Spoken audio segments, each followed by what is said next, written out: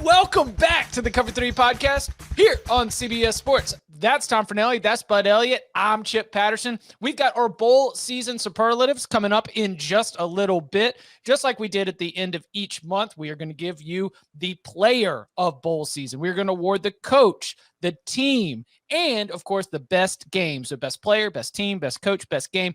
All of those awards for the bowl season coming up in just a little bit. But wanted to hit on a few moving pieces within college football.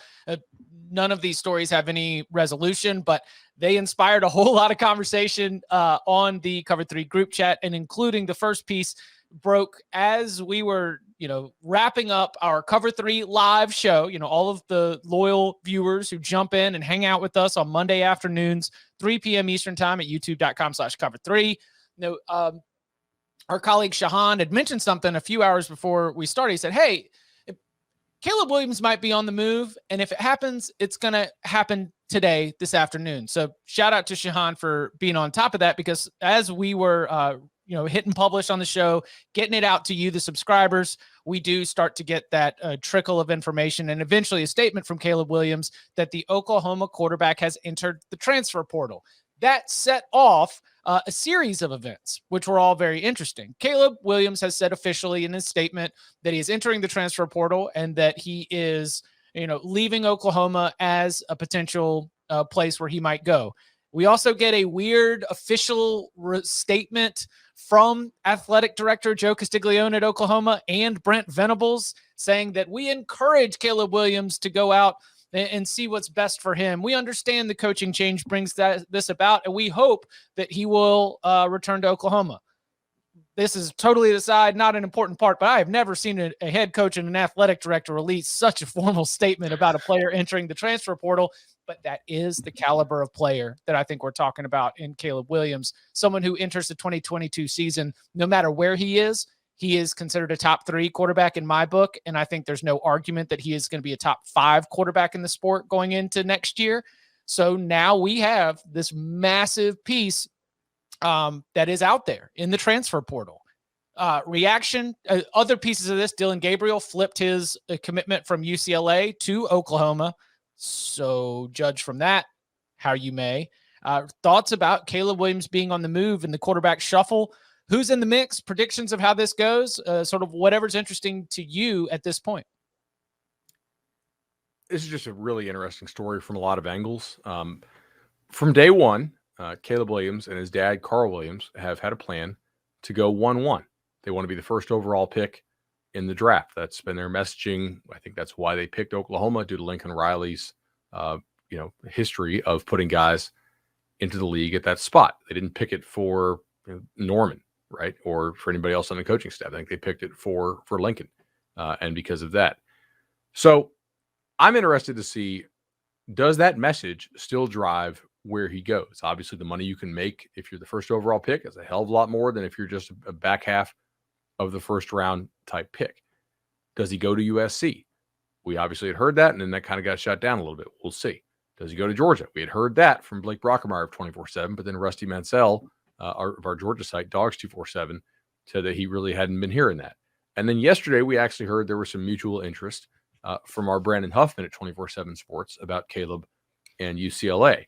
So my question is, how do you balance, or do you have to balance chasing the bag? Because obviously now we have full-blown NIL and getting developed for the NFL. Can UCLA drop a big enough bag here once he gets on campus to satisfy both those things? Do you trust Chip Kelly to develop you? Georgia, obviously, I think NIL game is very strong, but also the quarterback development at Georgia so far under Kirby Smart has been poor at best, I would say, right? Like they misevaluated the Fields Fromm situation, and then it's hard to ding him for JT Daniels because he just can't stay healthy. But like they've not had elite quarterback play as of yet. He's a game changer, man. I think basically every school in the country but 2, Bama and Ohio State, should be after him. Well, I guess probably not Texas now they have Ewers, but that would be a messy situation to try to take that on. I have no idea where he's going. I'm just very fascinated to see how much of this NIL driven, how much of this is development driven, and do they have to balance those factors? Is there a place they can get both?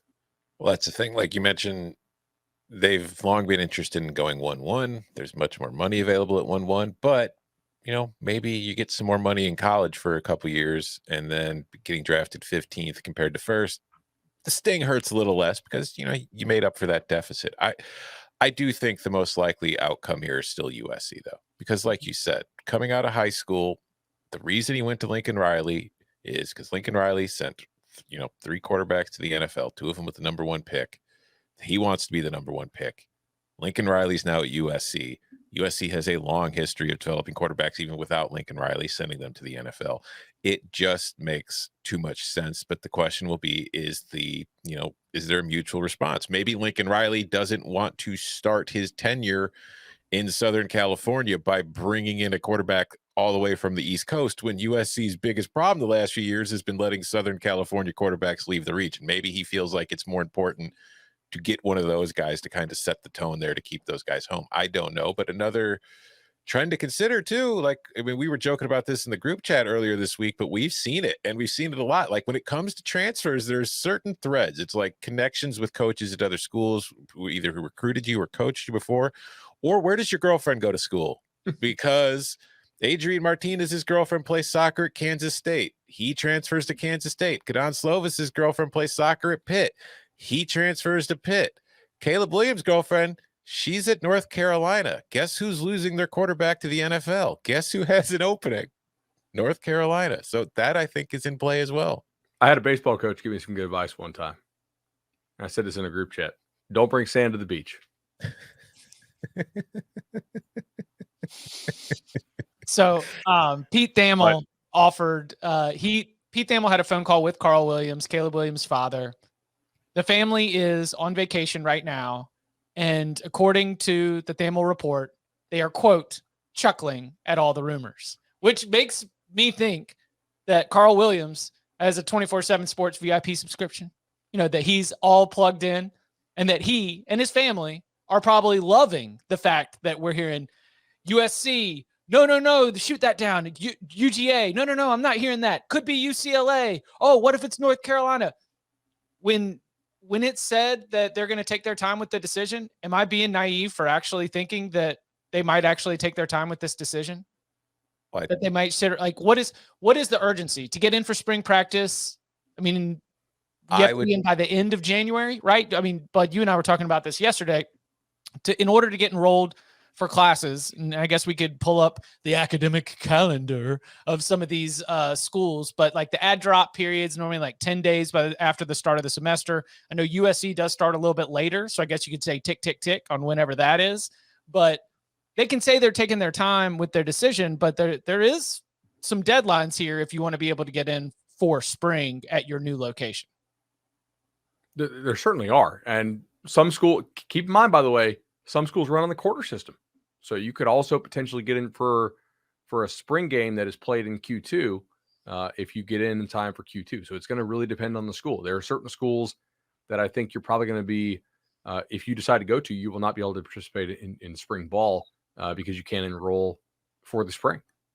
So that's going to be important to monitor. Yeah, I don't think you're being naive in believing that they're serious about taking their time. It's just if you think it's why they're going to be taking their time that maybe you're being naive about.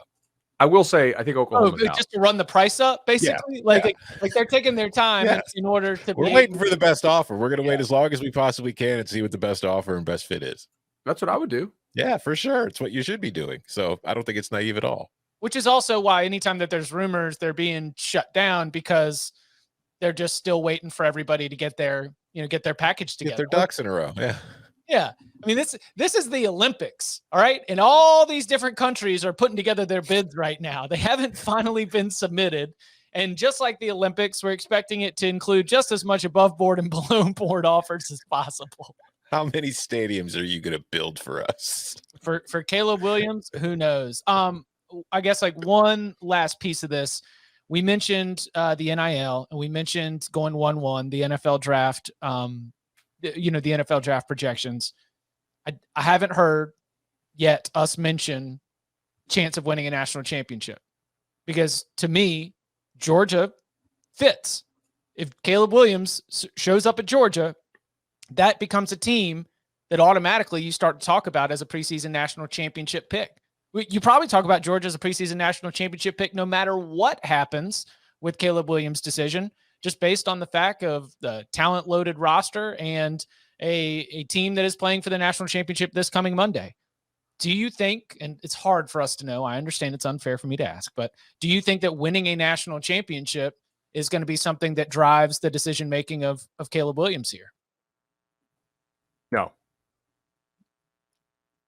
I mean, his dad is quoted as saying, "You go to college to prepare yourself for your career." Our I chosen wanted to make sure that, we addressed that. Like, that's literally the quote.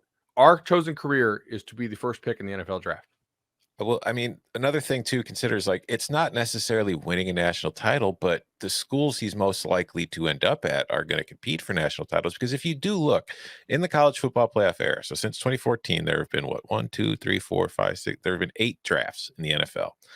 There have been quarterbacks selected with the first pick in 6 of them. Of those 6, the only one who went to a school at the time that was not a school that had been in the college football playoff was Jared Goff. Jameis Winston won a national title at Florida State and was in the playoff at Florida State. Baker Mayfield, Oklahoma in the playoff. Kyler Murray, Oklahoma in the playoff. Joe Burrow won a national title. Trevor Lawrence won a national title and was in the playoff. It helps. So I definitely think that's going to be a part of the consideration, but I don't think it's the top consideration. No. I mean, get mad at me, Bruins, but I do think if national championship matters, UCLA is probably out. Yeah, probably. I would agree. Just the other pieces I don't think are quite there. Although I think Caleb Williams really raises the floor of what UCLA could do. I don't think he's enough to make them a title contender. No, but a thorn in the side of Lincoln Riley. Mm-hmm. Trying for USC, a team that I do think with Caleb Williams and Lincoln Riley can be pretty good. A title contender? Are we going to do that? Pac-12 contender for sure. Listen, I think that missing the playoff with Lincoln Riley year one. God, this is too early for this. Missing the playoff year one, Lincoln Riley is a disappointment. And losing the Pac-12 championship based on the Pac-12 as it is, year one, Lincoln Riley, USC, I think is a big disappointment.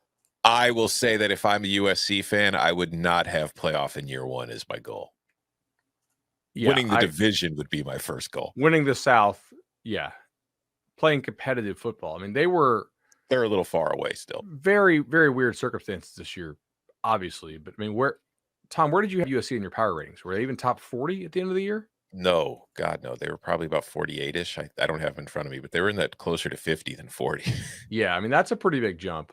Granted, you have to back out some of this stuff because there was motivation factors and injuries and other stuff, and they have a decent baseline of talent on that team at some spots. But hell, if you go to USC, if you're Caleb Williams, don't you have to worry about offensive line a little bit? Like those players that Lincoln Riley developed with Baker and Kyler and those guys, they had great offensive lines there at Oklahoma to play behind. And you're not going to have that, I don't believe, at USC. You don't have the human beings, but you do have the coach. Lincoln Riley getting beaten ball to go with him is massive in terms of being how much, and like Alex Grinch as well. If we're really going to consider him among the best defensive, to have that defensive coordinator and that offensive line coach with Lincoln Riley, I think that we can expect a USC program that is underperformed based on its on-paper talent to get a little bit closer to what the on-paper talent says. I will note, for early on, it looked like he was going to go. Oklahoma kept beating ball. Ooh, good call. All right, good correction, Bud Elliott. I'm not trying to one up you. I was just like, wait a second. No, I saw him. I saw him retweeting Todd Bates the other day. I was like, wait, did he flip in like the last 20 minutes? Because if so, no, I would rather be very wrong and corrected by the time that we close up a conversation than have this be something that we have to address on a future episode. I would rather just have people yelling at Chip on Twitter. I know. It's always my preferred method. Always. Okay. One other piece of just interesting conversation comes from our good friend Bruce Feldman, and he wrote an article on Tuesday that, headline of the article: could Jim Harbaugh return to the NFL? Quote, I think it's real. He goes on to write, The Athletic is hearing rumblings both from the NFL side and at Michigan that Harbaugh might be tempted to leave the Wolverines to return to the NFL. He mentions the Las Vegas Raiders as one potential spot. He also mentions the Chicago Bears. So is this just bringing back, now that Harbaugh's stock has risen just high enough? Like, is there a minimum stock price for Jim Harbaugh that automatically triggers NFL interest and NFL rumors? What are we making about another edition of Harbaugh NFL rumor season? So let me get this straight. Jim Harbaugh leaves the NFL for Michigan, wants to rebuild the program that helped made him and blah, blah, blah, yada, yada, yada. Struggles a bit to do so, although he certainly elevates the floor. Gets to a point where everybody's like, I'm not sure this is working. We might have to fire him and start over. Then says, you know what? No, this is too important to me. I will just give up half my salary and go strictly bonus related. Please keep me. I want to be here. I want to stay. It happens. And then they win the Big Ten and get to the college football playoff. And after doing all that and restructuring his salary to make sure he stayed at Michigan when he could have just left last year and then gone to the NFL, now he's interested in going to the NFL. Okay, sure. I have a little bit of an alternate theory, although I think Tom's is the most likely theory. So just to keep the show interesting, I want to propose some alternate theories. Michigan just got whipped by Georgia. Now, I think we would both agree that there are different kind of game scripts for that game where they probably don't get whipped, and that thing snowballed on them, and we discussed that on the show after the two playoff games. But obviously, if you're Michigan, you just played that game, and you realize there are some guys that you're not currently signing that maybe you'd like to sign. Maybe Harbaugh wants to keep his status out there as very attractive for the NFL in order to get Michigan to start playing the serious recruiting game with NIL. My thought is, like, what schools could be better than Michigan at NIL, given their alumni base and how many people they have own really successful corporations? I mean, I guess Stanford or Harvard or Yale probably could drop the bags better than they could. But maybe there's some of that. Like, hey, guys, I want to be serious about this. Also, we'll note Michigan lost defensive ends coach to USC today. Sean Nua is going to take the same job at Southern Cal. He'd been there for 3 years. Obviously, Michigan just had a tremendous run of defensive end development with Hutchinson and Ajabo. So I don't know if that's somebody that they wanted to be gone or not. I think they have an internal promotion there that is going to be fine. But I wonder if this isn't just a move. Hey, guys, I'm pretty valuable, right? And I did you a solid this last year, and I donated all that bonus money to charity or to people in the athletic department who are not as fortunate as me as far as how much money they make. And Harbaugh's kind of a weird dude. I think he's a good dude, but there are ways to pressure your employer to get the things you want as opposed to just money. Like, he may want things that are not just salary, or he may just want to get back to the NFL after getting his butt beat by Georgia and saying, "Damn, that's the best team I've ever had here by a lot." And I was not competitive in that playoff game. Yeah, he had the quote after the game that this is the beginning of the next Michigan era, that he feels like, this was a true breakthrough. And I don't know if he believes that, then I would say that this is an effort to, like you mentioned, Bud, maybe not get salary, but at least get some kind of investment of resources, time, money, donors, boosters, whatever it may be. If he does not look at this as truly the beginning, then maybe he says, look, I beat Ohio State. I won a Big Ten championship. Like, those are things that I could say I've done my part, right? You could look at this as a good time to be able to split and say, I have given to my alma mater the things that I was brought here to do, to beat Ohio State and to bring a Big Ten championship back to Ann Arbor. He might feel comfortable closing the book there. I'm not going to pretend to know what's going on between his ears. He also just may not be okay playing the game where recruiting is going, right? Like, if you remember the did he outright accuse Kirby Smart of cheating? You remember this? When? Back like when he was doing the satellite camp stuff. Probably. And, I know he called out Kirby Smart a long time ago, 2016. It wasn't. Where was this at? I mean, I forgot. I can't. I know was pretty emphatic. I can't rule out the idea that he might leave for the NFL. Like So he just doesn't like playing this game. You know what I yeah, mean? He's very but much like a collegiate type feel, rah rah, school first, not me first type thing. And but at the same time, this has happened every January around the last weeks of the NFL season. Every single year Harbaugh's been at Michigan, these rumors have been out there, except for 1 year, last year. And the only reason it didn't happen last year was because it was Harbaugh might be fired. So it's one of those things where it's like, okay, it can happen, but until it does happen, I'm not really going to pay much attention at all to any of it. Who's more likely to be in the NFL at the start of the 2022 season, Jim Harbaugh or Ryan Day? Neither. I said more. More likely. Okay, well, do we think they're both equally attractive to the NFL? Because like on the one side, we're gauging how much they want to go, but on the other side, like, which coach do you think is more? I think Jim Harbaugh is. Jim Harbaugh's been to a Super Bowl. Agreed. I think like, Jim Harbaugh is more attractive. There are some programs out there like the Raiders or like the Jaguars who might just want some competency. I mean, right? The Raiders hiring a coach whose name everybody knows, I can't imagine that happening. Dabo Sweeney to the Raiders. Wait. Hey, I mean, Mike Mayock can just cut out the middleman. And I mean, you saw Todd Bates go to Oklahoma. This Clemson staff is it's falling apart. It's clearly signaling. And if ever I thought of an NFL job that just makes me scream Dabo Sweeney, it's the Las Vegas. We laugh, but I don't know. I am laughing. Dabo just holding court at a roulette table or a craps table. I could see that happening, but he and Prince Chedward are actually going to be sitting at the same poker table. I saw them exchanging eyes and information at the end of that Cheez-It Bowl. Speaking of the Cheez-It Bowl, will it earn a nomination or get any attention for the best game of bowl season, the best bowl of bowl season? Who's going to end up taking the crown for the player of the postseason? What about the best coach? And what about the best team of the 2021-2022 postseason? We've got our bowl season superlatives next.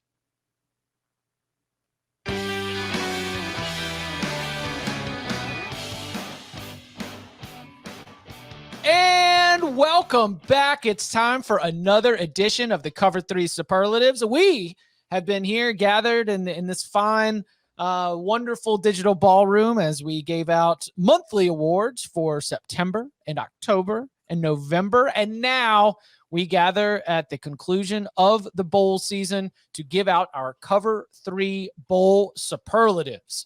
As usual, we all have a couple nominations. We will share our nominations, and then we will decide as a voting committee on who will receive the prestigious award for the bowl season superlatives. So I'd like to begin with the game, the best bowl of bowl season. Tom Fornelli has just turned in a 39-minute read, checking in at 6,800 words on CBSSports.com. Mm-hmm.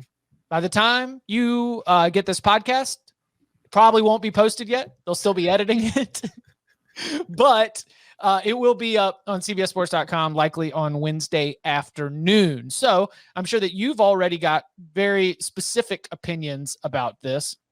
I wanted to start then with Bud Elliott for your nominations for the best game, best bowl of bowl season. I mean, if I'm going to go first, I'm not going to whiff on this. Give me the Rose Bowl. It was wild. It was, as a recruiting guy and a talent guy, I wanted to see some of these younger talents that we've been talking about all year. It turns out we weren't telling lies about those guys like Marvin Harrison Jr. and Egbuka, and we got to see more of Smith and Jigba. And for Utah, literally them starting a running back at corner who also, is playing really well at running back for them in the ball game. Super exciting. Obviously, not a lot of defense, but that was, bowls are supposed to be fun and entertaining. I thought that was really a great game to watch. Rose Bowl is also number one on mine. I'll add to the list of nominations the Fiesta Bowl, a couple games in one. Absolutely crazy to see Notre Dame get out to that hot start. And then the huge comeback from Oklahoma State, which, headlines, as I've mentioned on Monday's show. Number one, that Spencer Sanders, someone that we have dogged and bet against and continually criticized, he turned in one of the best performances of his college career. And considering the stage and the opponent, I will argue it was the best performance of his college career. So, it was very exciting. I'm also going to throw Music City Bowl out there. Tennessee and Purdue just kind of was a game for me that I had to continually to keep checking in on before it grabbed me. I had other work responsibilities. There were a lot of games going on. And then all of a sudden you just realize like this game, the one that I thought that Tennessee was just going to run up and down this Purdue team, because narratives mean a lot to me in terms of what I think are the best games. No David Bell, no George Karlaftis. Like, that's okay. This Purdue team was ready to play. So I wanted to add the Fiesta Bowl and the Music City Bowl to our list of nominations. Excellent nominations. Neither of you nominated the best bowl game of the bowl season. The best bowl game of the bowl season was the second one that was played way back on that very first Friday. And the reason you didn't nominate is probably because neither of you watched it. Most people didn't. But the Cure Bowl, Coastal Carolina, 47, Northern Illinois, 41. It was, not only was it 88 points scored in the game, but the first 12 possessions of the game resulted, not including the end of the first half, resulted in 9 touchdowns and 3 field goals. The largest lead at any point in the game was Northern Illinois going ahead 24-16 late in the first half, but that lead only lasted for a minute because Coastal responded, kicked a field goal before halftime to cut it down to 24-19. There were 7 lead changes in the game. It was just a complete back and forth affair, and it came down to the very last play when Northern Illinois had the ball at the Coastal Carolina 8-yard line, a 4th and 1, 2 seconds left. Rocky Lombardi's pass to Miles Joyner is complete, but he is stopped short of the end zone, and the Chanticleers hold on to win. It was easily the best game of the bowl season because it never stopped and nobody ever trailed. So like MAC Commissioner, John Steinbrecher, like MAC Commissioner John Steinbrecher, I think that this one might need to get dinged because it is, quote, unacceptable. Northern Illinois got screwed at the end of that. They just started the clock before it was even time to go. The official signaled for the clock to stop, but then motioned for his arm to run the clock. It started before the officials allowed the Huskies to even snap the ball. The clock had run out. It was Huskies over. got The game screwed. was over. Me and John have been texting about this all bowl season, ever since that first Friday. Unacceptable. The clock ran out. All of our Northern Illinois fans are furious. Okay, well, we've got to make a decision then, because my question then for you, Tom, because I have Rose Bowl as my number one also. Do you believe in the Cure Bowl enough to fight for it in this 2-on-1? It's number 1 in my rankings. Rose Bowl is number 3. What's your number 2? Music City. Oh. Bud, you want to just outvote him on this one? Yeah, I look, the sunset does it for me. So definitely the sunset. Give me the Rose Bowl. The Rose Bowl is my favorite game, so I'm not exactly upset, but it's just there's a lot of recency bias going on right now. Yes, I did not watch the Cure Bowl. Yeah, I have other awards coming from Purdue, Tennessee. You should look it up on YouTube and watch it. And while you're on YouTube, go to youtube.com/cover3, subscribe to the channel, and smash that bell for notifications. Recency biased and bowl corruption abound. Our award for the Cover 3 Bowl of Bowl season is the Rose Bowl. All right, let's turn our attention then to let's do team. Best team of the bowl season. Because player seems easy. All right, my nomination for team, Utah. Why? Because that team had answers every single time. And I know that it's in a losing effort to this Ohio State team, which does have much more talent. But like, you even were down to your backup quarterback and you continued to have answers. As Bud mentioned, you were having a running back playing cornerback against one of the best passing attacks in the country. It was a game. And I said this immediately after. I realized that in my own college football memory bank, I don't remember who won USC Penn State. I just remember that it was amazing and one of my favorite games that season. USC won. USC won. I believe that 5 years down the line in 2026, I'm going to have to look up Ohio State actually winning that Rose Bowl because I'm just going to remember, oh yeah, the Ohio State-Utah Rose Bowl. That was awesome. And so Utah had to have an exceptional performance and be exceptionally competitive against this Ohio State team that was smashing records left and right in order to continue to hang in the contest. So I wanted to give Utah some flowers, no pun intended. That's fine. There's a common theme with I nominated a lot of teams, so I'll just get them out.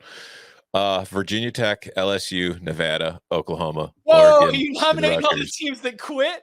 No, I'm nominating the teams that didn't quit. These are all teams that easily could have backed out of the bowl game and didn't. They played risking embarrassment. Some of them got embarrassed. Some of them didn't. Some of them held themselves well, but they all lost except for Oklahoma, but that's only because it played Oregon. But my number one nominee for team of the bowl season are the Central Michigan Chippewas, who were supposed to play in the Arizona Bowl. Boise, unlike the other teams I nominated, had to back out of their bowl game because of COVID transfer injuries. And Central Michigan then, wanting to play, made the quick move to go from Arizona to El Paso for the Sun Bowl, where they got a much larger bowl payout to play in the game, and then won the game, beating Washington State, picking up a win over a Power 5 opponent on short notice while getting paid. Central Michigan is the team of bowl season. I love that nomination. Okay, so the other two that were on my list, Purdue, you're down your superstars and you show up and very quickly we realize the contest is different. And the game was not awesome, but what Georgia's offensive line did to Aiden Hutchinson and that Georgia offense in general, one of my best teams of the bowl season was Georgia. I mean, they took a game that so many of us thought was going to be the competitiveness that we had hoped for. And all afternoon, once the Alabama game plays out like we expected, where it's not a blowout, it's not offensive fireworks, they just got them in the boa constrictor. Then Georgia was like, this isn't even going to be the boa constrictor. We are just going to come out here and kick your ass in the trenches on both sides of the ball. So for the way that they totally shut down Michigan's offense, the way that they whooped on a very, very good Michigan defensive front at the point of attack with a physicality and a violence that really reflects that old Kirby Smart, Nick Saban. You eliminate their will to compete. Loved it. Fantastic performance. So I wanted to add Georgia to the list of nominees for the best team of bowl season.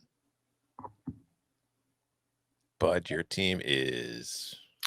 My team is South Carolina, actually. I hate to do it, Chip, but they were shorthanded and okay, fair. Chip's still been crying about it. He's pretending. Chip has been crying for a week straight over losing the Mayo Bowl. He's not going to stop for months. I mean, they came out, they wanted to play, they were super physical. They had a game plan that reminded me a little bit of what Baylor ran against UNC 5 or 6 years ago. I think in that same game, actually, in Charlotte, if I recall where it was. I was going to go to Carrie Ann Joyner for my player of the bowl season, but I've got a better nomination, I think, for that. So, I'm going to go South Carolina, man. Like they played really hard, even shorthanded. They had a good game plan, and they got a win over a team that I think was a better team, but not on that day. I like our nominations. I will move my my support probably behind Central Michigan. Damn straight. I think South Carolina's a good one, and that's not a bias here, but Tom made a great point that they went to their bowl game, lost an opponent, drove 4 hours, and kicked ass against a Power 5 team. Just looked like the team that wanted to be there. And when Washington State came out and started to have a little bit of a response, Central Michigan had answers every single time. And they got paid about 10 times as much money. I'm going to vote for Central Michigan as well. Then let's do it. Yeah, that's a good pick. That's how you win bowl season, ladies and gentlemen. Fire up, Chips! Congratulations to Jim McElwain and the Central Michigan Chippewas. Your heroic efforts on behalf of the Tony the Tiger Sun Bowl and keeping that game tied for the third oldest bowl game in the history of the postseason. Think Rose, Sugar are 1 and 2. Sun. Then Sun and Orange, I think, are tied. Both started a long time ago. So awesome. Although awesome. to be fair, the Sun was around before Roses, Sugar, or Oranges. So just saying. Not the game. I mean the actual sun. The star in the sky. Mm-hmm. Yeah, I got you. All right, let's go to, you mentioned to carry on Joyner for player. Bud, why don't you get us started for nominees for the player of bowl season? Sure. Well, if I'm going to lead off again, I'm just going to take the obvious one. This guy set a bowl record for receiving yards in a game. He was targeted 16 times. He caught 15 of those passes. I actually think you can criticize Ohio State for not throwing him the ball more. Literally, like every time they threw it to him, great things happened. He scored 3 or 4 touchdowns. He had 347 yards receiving in the game. He showed speed. He showed route running ability. He showed ability to play the ball in the air on both throws, good and bad, and throws that were great that also required him to make great catches on because they were very tight windows. And Jackson Smith-Njigba is my pick for the player of the bowl season. Yeah, he's number 1 on my list too. But I do have other nominations. There was the guy. Oh, can we nominate more than one? Yeah. I just like we got to, especially for something like this where there is an alpha and a beta, but like we got a big drop before we get to gamma. So we can argue a 1 and 2 here, but I want to make sure we give everyone the love that is deserved here. Okay, Nakobe Dean for calling out that orbit motion and getting the sack there and just being all over the field. It was a nice matchup for Georgia with Michigan's offense, but still, like the guy did his homework and he combined knowledge of the game and smarts and intelligence with being freakishly athletic, and that was really fun to watch. And Michigan just had no answers for him. Yeah, Tom, sorry if I stole your guy. No, he was on the list, but that's fine. No, number 1 for me, same Jackson Smith-Njigba, but other nominees, the guy who threw him the ball, C.J. Stroud, 573 yards, 6 touchdowns. Jack Cohen, 509 yards and 5 touchdowns in a losing effort. Georgia State quarterback Darren Granger, nobody watched it because it was on Christmas Day, but in the Camellia Bowl win, he had 203 yards passing and 3 touchdowns to go with 122 yards rushing and a touchdown.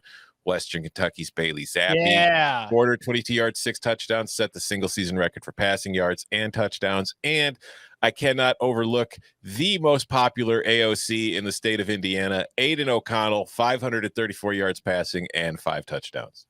He is without a doubt the most popular AOC. Pretty sure he's the only popular AOC in the state of Indiana. Yeah. I had CJ Stroud, Jackson Smith-Njigba, Bailey Zappi were my top 3 right there. Bailey Zappi, with the big performance, the records have to factor in there, but we've also got records for CJ Stroud and Smith-Njigba. So, committee. Can I add one more? Yeah, of course. No. Wandale.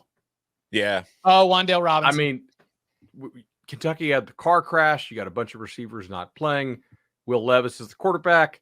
So on passes targeting Wandale Robinson, Will Levis had a 77% success rate. On passes targeting everybody, on everything, he had a 47% success rate. So I'm trying to do the math here in my head. If you were 77% successful on the 13 throws to Wandale and you're 47% successful overall, what was your success rate there on the 15 passes that did not target Wandale Robinson? About 7%. Yeah. So that's a pretty good argument for Wandale as well. Undoubted MVP for Kentucky in that Citrus Bowl win. They do not win that game without Wandale Robinson. Nope. He had to leave Nebraska to beat Iowa. Man, did somebody else make that joke? Tom is just. That's a good one. Love it. We needed that. We needed that 4 days ago. Sorry. It's all right. All right. So what do we do? Oh, I think it's Jackson Smith and Jigba.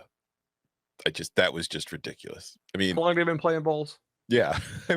and you knew every single damn snap where the ball was going, and it didn't really matter. I'm cool with it. Congratulations. The Cover 3 podcast player of the bowl season, Jackson Smith Njigba, wide receiver from Ohio State, and Biletnikoff Award favorite. Maybe a Heisman dark horse too. Maybe if we get a little Devonta influenced love, might be something to keep an eye on. Though CJ Stroud also is there. Fantastic work by him and the rest of the Buckeyes offense. Again, opt-outs. They didn't. Tom pointed out so many times in Bowl Season Daily, in the Bowl Season Locks, in our conversations on CBS Sports HQ, that Garrett Wilson and Chris Olave are opting out. Yes, but if we just look at the statistics and the production on the field this year, Smith Njigba, even prior to this historic performance, He was the team's leading receiver. So that passing offense was just fine. All right, coach of the bowl season. As we wrap this thing up, we've got a lot. I think that to be able to spotlight. Tom, why don't you take lead off here? All right. I have one guy who I think is the most deserving, but I'll start with my other nominees first. Jeff Monken. Army beat an SEC team in a bowl game. It's probably, that doesn't happen very often. You see service academies beating SEC teams. So that's a huge win for Army. Gus Malzahn got a bunch of recruiting material, because all he has to tell players is that he beat Florida. He doesn't really have to tell them all the circumstances of it. It just matters. We played Florida in a bowl game and we beat them.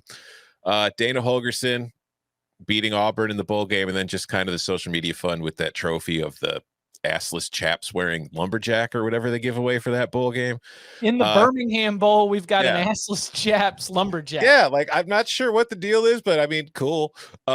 Shane Beamer, kind of for the same reasons you mentioned earlier, but just, beating North Carolina in the game and then taking the mayonnaise bath, although the tweet afterward was kind of crappy. And then Mike Gundy for not only coming back to beat Notre Dame, but saying that it was the biggest game in Oklahoma State program history, which is crazy because, again, meaningless bowl games, folks. But my number one nominee is Sonny Cumbie, who, as the head coach of Louisiana Tech, stayed at Texas Tech to be the interim coach and then beat the living hell out of Mississippi State and Mike Leach, even though the entire narrative surrounding that game leading up to it was, Mike Leach revenge game. Mike Leach is going to get his revenge. Sonny Cumbie kind of put an end to that pretty quickly. So my top nominee is Sonny Cumbie. Interesting. I'm going to go with the guy who reached into my pocket and took the most money away from me this bowl season. Tennessee +3, Tennessee +2.5. Jeff Brom. Purdue does not have David Bell. Purdue does not have George Karlaftis. And Jeff Brom got his team fired up and ready to play. They also don't have their left tackle, right? And they went in there and they beat an SEC team because he badly outcoached Tennessee's defense. I mean, not that Tennessee's defense was great, but Purdue literally did whatever the hell they wanted that entire game. I mean, O'Connell played pretty well, but he also threw some WTF interceptions. I think one of them was not that bad, but the other two were like, are you serious? I mean, they could have scored 70 if they wanted to, probably, if he had not thrown those picks in the end zone. For me, it's Jeff Brom. I mean, 10.9 yards per dropback he engineered against that defense and found a way to get the dub, even as Tennessee went off as an 8-point favorite in that game. So my vote is Jeff Brom. I'm voting with my wallet. My list includes some of that, but so I've got Mike Gundy at number one, and that's a lot of the comeback. And I do think, I can't remember if I mentioned this on Monday, but there might have been something in the way that game played out that was a little bit of an experience advantage for Mike Gundy and that Oklahoma State staff against a first-time head coach in Marcus Freeman and in Notre Dame, where Mike Gundy probably was able to keep his cool a little bit. I don't know, man. I've been in bowl games like this before. I mean, there's a reason why the man is 11-5 in bowl games. So for him to live up to that, I thought was very impressive. I had Shane Beamer as my number two. Got South Carolina fired up, ready to go. Dana Holgerson ducking all of the expectations, like where Mike Gundy lived up to them. Dana Holgerson comes in with a 2-7 record overall, 1-8 against the spread in bowl games, is able to get the victory. And like you mentioned, Tom, have some little fun with it. I've got Gus Malzahn also for the way that UCF team finished. I mean, they just finished a lot stronger than Florida did. And then, but I also have Jeff Brom. So I've introduced that's my list. I've introduced no new names. Now we just have to choose one from what I think is a very good collection of candidates. I'm good with Brom because I feel like I omitted him from my list and I probably should have had him on it. Jeff Brom? Yeah. We want to do it? Let's do it. All right. Cover 3 podcast, coach of the bowl season. Congratulations. Boiler up. Purdue head coach Jeff Brom. So to review our Cover 3 podcast, game of the postseason, the best bowl of bowl season.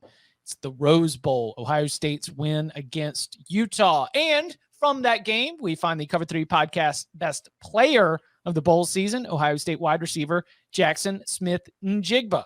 For the team of bowl season, well, we go to Tony the Tiger Sun Bowl, where Central Michigan came out hot off the bus.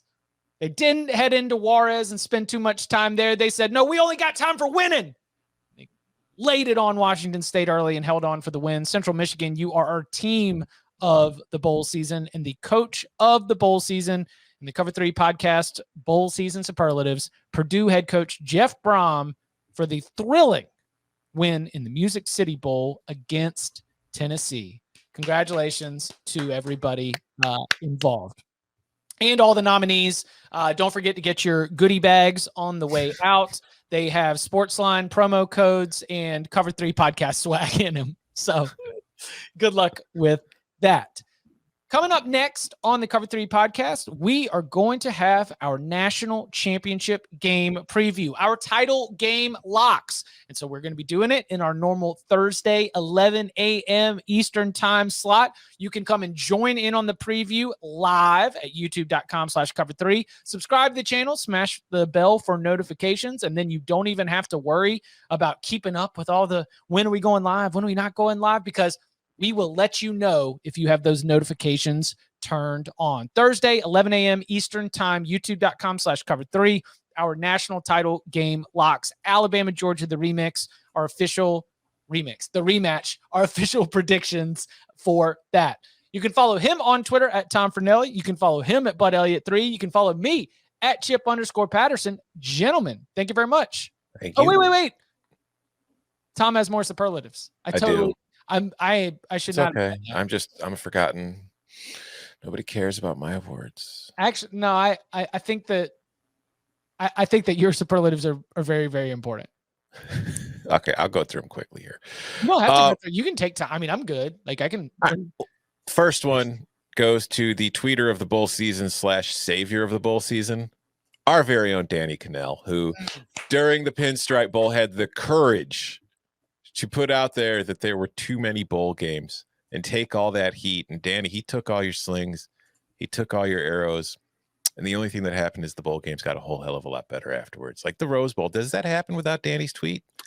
That's a really good question. Yeah, that's I think something people should maybe consider and apologize to him for. My other one is the mascot of the season. I didn't know his name, Chip. Thankfully, you shared it earlier. Prince Chedward, the Cheez-It Bowl mascot, just an absolute king.